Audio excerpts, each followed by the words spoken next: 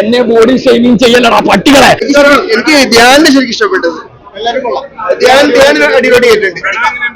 പ്രണവ് കൊള്ളാം. എന്നാലും first half എനിക്ക് കൂടുതൽ ഇഷ്ടപ്പെട്ടു പ്രണവിന്റെ. സെക്കൻഡ് ഒരു ഈജ് ഇതുണ്ട്.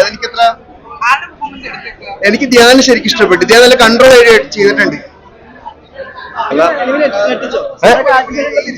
പിന്നെ അടിപൊളി. നിവിനന്തൻ നല്ലൊരു കമ്പാക്കാണ്. നല്ല തിയേറ്റർ നല്ലതായിട്ട് ചിരിപ്പിച്ചിട്ടുണ്ട് നന്നായിട്ട്. ഇനിയിപ്പോ മെയ് 1-ാം തീയതി ഒരുപാട് പേരുണ്ട് ആളുടെ. നല്ല കമ്പാക്കാണ്. കോമഡി ഉണ്ട്, എന്റർടൈൻമെന്റ് ഉണ്ട്, കുഴപ്പമില്ല, അടിപൊളിയാണ്. എന്നെ ബോഡി ഷെയ്മിങ് ചെയ്യലടാ പട്ടികളെ. I am back. അതാണ് നിവിൻ പോളി വന്നിരിക്കുന്നത്. കാരണം നിവിൻ പോളിയുടെ ഈ ബോഡി ഷെയ്മിങ് കൊണ്ടൊന്നും പുള്ളിയെ തളർത്താൻ പറ്റില്ല. കാരണം പുള്ളിക്ക് ഒറ്റയ്ക്ക് വഴികെട്ടി വന്നവരാണ് നിവിൻ പോളി. അത് ഈ സിനിമയിൽ പറയുന്നുണ്ട്. നമുക്കിത് ഫാനിസം കൊണ്ട് പറയല്ല. കാരണം അടുത്ത കാലത്ത് വന്ന് നമ്മള് സിനിമ ബാക്ക്ഗ്രൗണ്ട് ഇല്ലാതെ ഉയർന്നു വന്ന ഒരു താരങ്ങളിൽ ഒരാളാണ് നിവിൻ പോളി.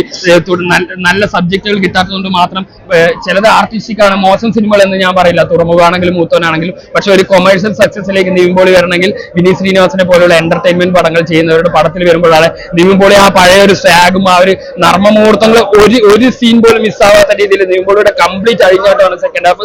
അതുപോലെ തന്നെ പ്രണവ് മോഹൻലാലാണെങ്കിലും ധ്യാൻ ശ്രീനിവാസന്റെ ഭയങ്കരമായ മാറ്റമാണ്. നമുക്ക് അവരെ തന്നെ കാണാൻ പറ്റാത്ത രീതിയിലാണ് രണ്ട് കാലഘട്ടത്തിലുള്ള ഗെറ്റപ്പ്.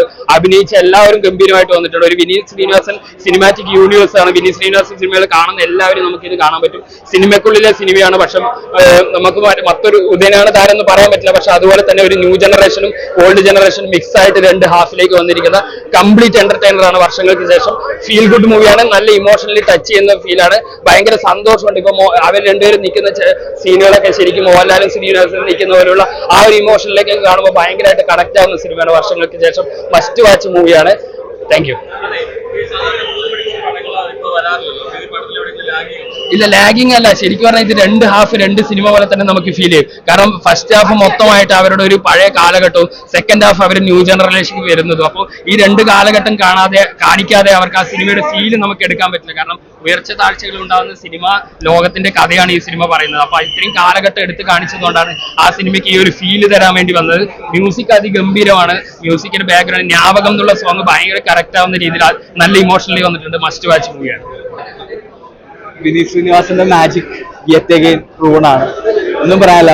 ഒത്തിരി ഹാപ്പിയാണ്. One of the best movies. ഒരുപാട് പേര് പറയാനുണ്ട്. ആദ്യം Vineeth Sreenivasan, thank you for making this movie.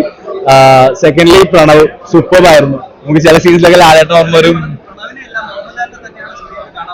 അതാ പ്രണവ് തന്നെ കാണാൻ പറ്റി. പക്ഷെ റിസംബ്ലൻസ് നന്നായി ഫീൽ ചെയ്തു. ബട്ട് എനിക്ക് ഹൃദയത്തിൽ നമ്മുടെ പ്രണവിന്റെ ആക്ടിംഗ് ആണ് ഞെട്ടിയെങ്കിൽ എനിക്ക് ഇതിനകത്ത് ഏറ്റവും കൂടുതൽ ഞെട്ടിയത് ധ്യാന്റെ പെർഫോമൻസ്. അടിപൊളിയായിരുന്നു.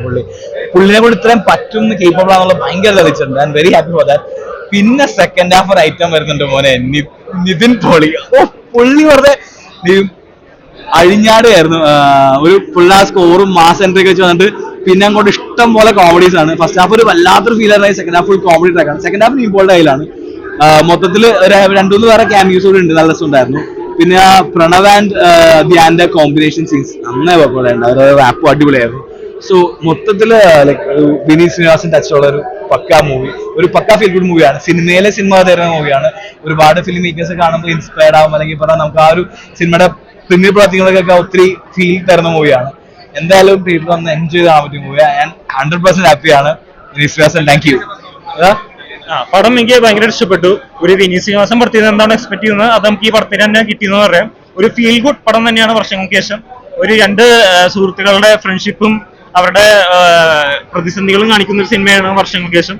അതൊരു ഫസ്റ്റ് ഹാഫ് ഒരു ഇമോഷണൽ ഡ്രാമയിലൂടെ, സെക്കൻഡ് ഹാഫ് ഒരു കോമഡി രീതിയിൽ വരുന്ന ഒരു സിനിമയാണ്. ലാസ്റ്റ് ഒരു ഫീൽ ഗുഡ് രീതിയിൽ പടം അവസാനിപ്പിക്കുന്നുണ്ട്. പിന്നെ പ്രണവും ധ്യാനും എടുത്തു പറയേണ്ടതാണ്. അവരുടെ ഫ്രണ്ട്ഷിപ്പാണ് ഈ സിനിമയുടെ അർത്ഥാണി. അവർ ഭയങ്കര ബ്യൂട്ടിഫുൾ ആയിട്ട് അവരുടെ ഫ്രണ്ട്ഷിപ്പൊക്കെ സിനിമയിൽ എടുത്തു വെച്ചിട്ടുണ്ട്. പിന്നെ എസ്പെഷ്യലി പിന്നെ നീമ്പോളിയുടെ കഥാപാത്രം പറയേണ്ടതാണ്. ക്യാമിയോ അപ്പിയറൻസ് സെക്കൻഡ് ഹാഫിൽ അടിപൊളിയായിരുന്നു. പുള്ളി വളരെയധികം എന്റർടൈനിങ് ആക്കി മാറ്റി പടത്തെ.